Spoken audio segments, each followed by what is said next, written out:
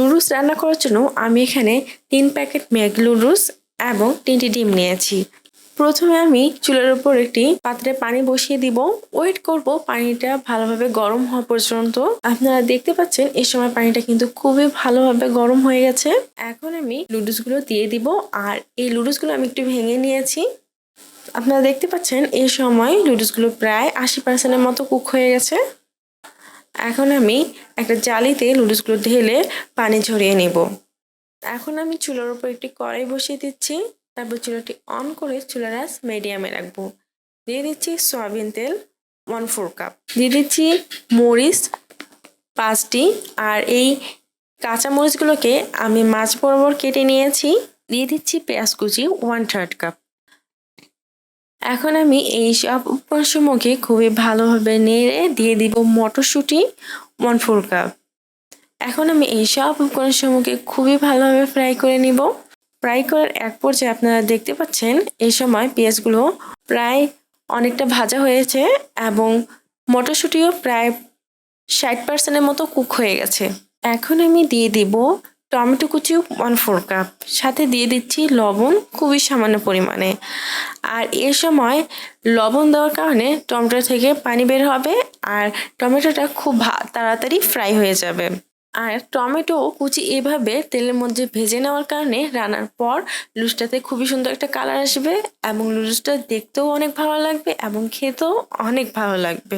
Fry করার এক পর্যায়ে আপনারা দেখতে পাচ্ছেন যে টমেটোটা অনেকটা গলে গিয়েছে এবং টমেটোটা খুবই ভালোভাবে কুক হয়ে গেছে। এখন আমি এই সব উপকরণসমূহকে একটা চামচ দিয়ে এক সাইড করে নিচ্ছি।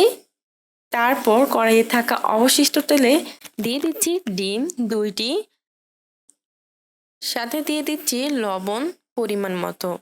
এখন আমি ডিমগুলোকে একটা চামচ দিয়ে নাড়িয়ে নাড়িয়ে ভেজে নিচ্ছি। আর হ্যাঁ, এই সময় কিন্তু চুলার আঁচ মিডিয়াম লো করে রাখতে হবে, নতুবা ডিমগুলো তলানিতে লেগে যাবে। তাই আমি অতি সাবধানতার সাথে চুলার আঁচ লোয়ে রেখে ডিমগুলোকে ফ্রাই করে নিচ্ছি।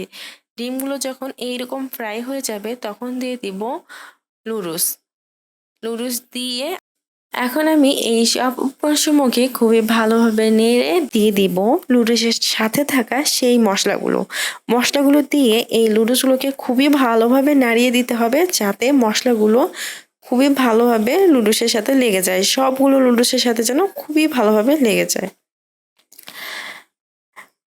মশলাগুলো নুডলসের সাথে খুব ভালোভাবে মিক্সড হয়ে গেলে দিয়ে দিব লবণ পরিমাণ মতো। তারপর আমি এই নুডলসগুলোকে খুবই ভালোভাবে নাড়িয়ে দিচ্ছি। এই সময় নুডলসটা প্রায় খুবই ভালোভাবে কুক হয়ে গেছে।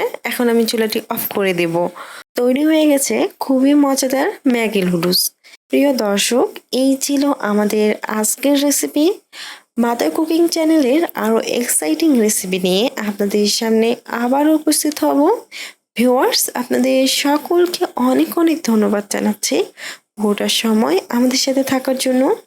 আমি উইশ করব আপনারা সবাই ভালো থাকবেন, সুস্থ থাকবেন এবং মাদার কুকিং চ্যানেলের সাথে থাকবেন।